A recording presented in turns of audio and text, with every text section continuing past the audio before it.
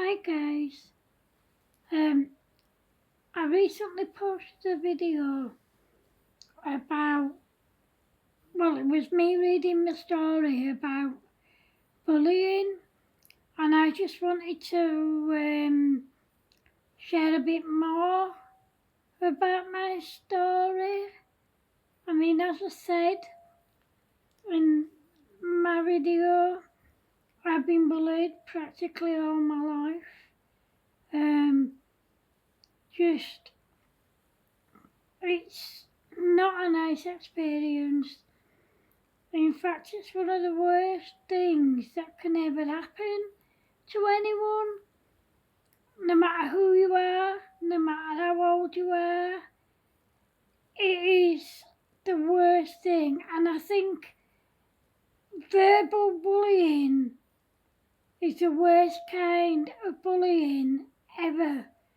People can beat you and beat you and beat you, and the bruises, the scars, they all fade, they all go away. But the mental bruising, the mental scars from the mental verbal bullying never ever, ever, ever leave you. People look at me and they think, oh my God, she's weird. They keep the kids away from me. Like, I have neighbours who don't they try not to make it obvious, but it's clear that I don't want the kids near me. But yet I have never, ever, ever harmed a child in all my life. People think that because I'm mentally ill, which comes from bullying, they think that I am capable of harming people, children especially. I'm not. I could never, ever harm another human being, a child especially, ever. Yeah, when I was younger, a lot younger, when I first moved back on the Ganners, I'd only been back on here a few years. A 13-year-old girl kept repeating everything she heard me say, whether I was on my own or whether I was with someone, and it got to a point where I just couldn't take it anymore. And I went up to her and I tapped her twice on her shoulder and I said, look, something along the lines, look, leave me alone, something like that. And that's all I did. She went back home. She told her parents that I punched her twice on her shoulder. I got arrested. I had to go to court. And if I had no choice but to plead guilty to a crime that I did not commit. If I hadn't have done, then the case would have been sent to Crown Court and I would have had to go through a trial. Well, even then, I was mentally ill and I wouldn't have been able to cope with that. So I had no choice but to admit a crime that I didn't commit. I had no choice but to plead guilty to something I didn't do.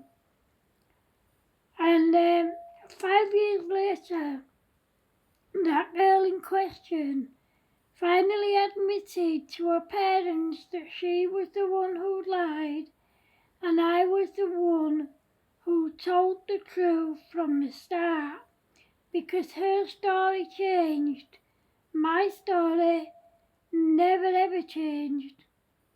My story will never change. I keep telling myself that I forgive that girl. And then I think, well, no. Why should I? I know she was only 13 at the time. But she knew exactly what she was doing. She just took away 5 years of my life. And I could have done that to her when she finally told the truth. I could could have contacted the police and I could have said, look, she lied from day one, but I didn't want to do that because she was only 18 and I didn't want to ruin her life. I didn't want to spoil any prospects of a great career that she may have had. And I just didn't see the point in that. Now I think, well, maybe I should have done that because maybe, just maybe, it would have taught her a lesson not to lie. Because of that girl, like I said a bit ago, people think that I am capable of hurting children. I would never hurt a child, ever. I never even think of hurting a child. Just because I'm mentally ill, and just because I live alone and I don't have many friends, it doesn't mean I'm capable of harming a child. I'd never hurt an adult. I'd never hurt an animal. So why would I hurt a child? Yeah, I have a bad habit of staring at people, especially when they've got kids with them. I don't do it on purpose, but I look at them and I think, well, I don't have children, which is the one thing in my life I always wanted. Maybe, just maybe, those children could have been mine. I think about adoption all the time, but then I think, well, I'm mentally ill. Would I be able to cope with a baby, a newborn baby, an older baby, or a toddler, a demanding toddler? Would I be able to cope? I don't know. I could say yes right now.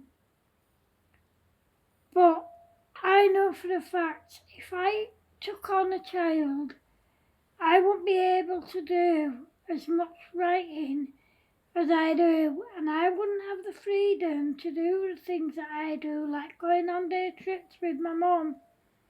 I mean, don't get me wrong, I would take a child anywhere. As long as I could afford it, I would take a child anywhere with me. Of course, not if they were at school and it was during the term time. But yeah, I have had kids who just freeze in their own garden when they see me because the parents have drilled it into them not to come near me, not to talk to me, and that is heartbreaking for me. That is really, really heartbreaking. It scares me because I think, is this my life now? Is this my life? Is this what I am going to get for the rest of my life? People thinking I'm capable of hurting a child. I'm not. I couldn't do that.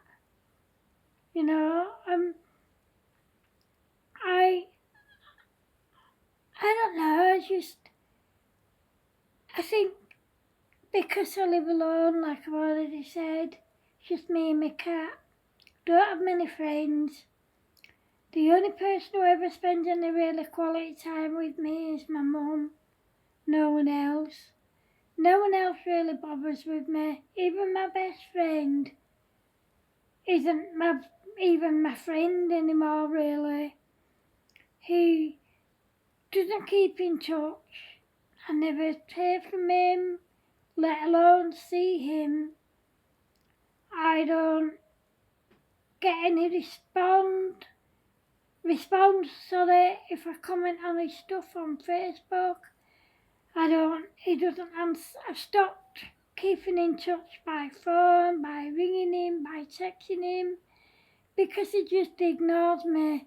And that's been the case for many years, more or less since his sister moved in the house opposite me. No one bothers with me anymore. No one gives a toss. No one just wants to know me. You know, all the friends I made in my practical drama class at Swarthmore, they don't want to know me. They lied to me. They told me that they would never ever do the things that other people have done, like I told them that other people have made friends with me, and then the minute I've made a new friend, they've took an instant dislike to them, and they just don't like them and they want my constant attention. And there's people who have fallen out with me and have turned all my friends against me for no reason whatsoever. And all my new friends that I made at that drama class swore to me, they promised me faithfully that they wouldn't do that. They lied to me. They lied out their backsides because they have fallen out with me because of one person, and they don't keep in touch with me anymore. I saw one of them a while ago, and I got the feeling she really did not want me near her, let alone talking to her, and that broke my heart. That really upset me because I don't deserve that. I don't deserve that. I'm mentally ill, so without making excuses based on that, yeah, there are times when I might say something that comes across as really nasty or really horrible. I don't mean it in that way. Half of the time or most of the time I don't even realise how I'm coming across. And if people don't tell me like my mum does, then I can't put that right or try and put that right by apologising. But being horrible is all I've ever known. Not through my family, but through people who were supposed to be my friends and through bullies. You know, it's all I've ever known. I've never known anything else. I live in fear that I'm going to get crappy neighbours because there's 2 houses empty on my street and I've already got crappy neighbours, you know, in some of the places on the street which shall remain nameless. But you know, I've got a druggie, I've got druggies living nearby, I've got idiots, they have drug dealers there all the time, come over near my edges. I've heard them making phone calls, arranging for the drugs to be delivered. It's horrible. I hate drugs and I hate people who are on drugs. I know it's an addiction like alcohol, blah, blah, blah, but I don't want it. I don't want it around me. It scares me. It scares the living daylights out of me. And I don't know, every time I think I'm moving on with my life, someone comes along that isn't nice, they're on drugs or blah, blah, blah. And it upsets me, especially when they've got kiddies. And I think those kiddies are going to grow up thinking that what the parents are doing with drugs and through drugs is okay, but it isn't okay. It isn't okay at all. You know, it's wrong. It's so wrong on so many levels.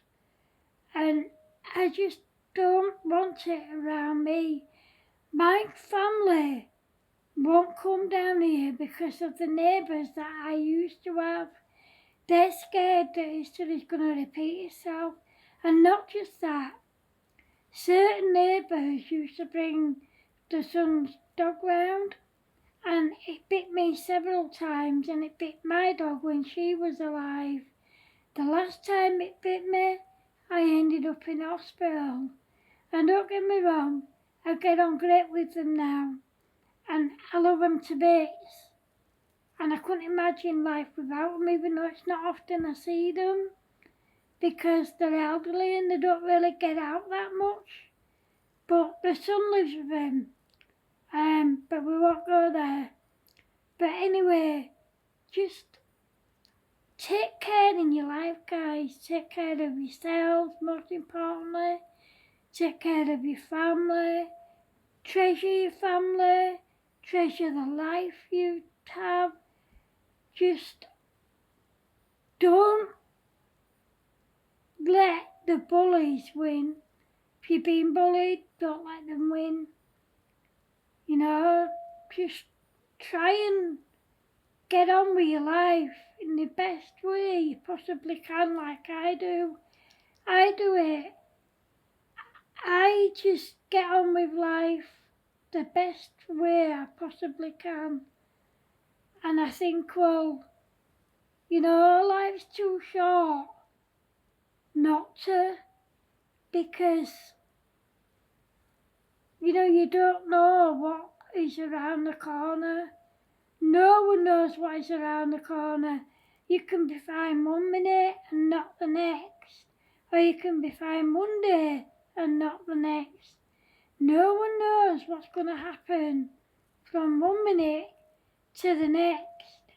You know, no matter what your plans are in life, no matter what you want to do, it doesn't matter. Nobody knows what's around the corner. Anyway, guys, I've ranted enough.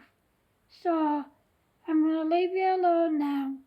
And I hope you take notice of everything I've said. You take care of yourselves, you take care of your family, you take care of your pets. You know, I take care of my compo, she's a cat, and she's mental, but even though she's 12 in March, but we won't go there, she's just, yeah.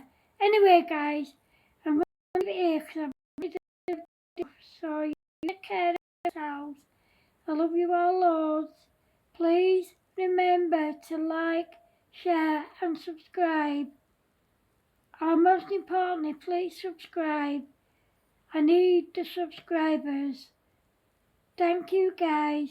Take care of yourselves and your family and your friends and your pets. Love you all loads.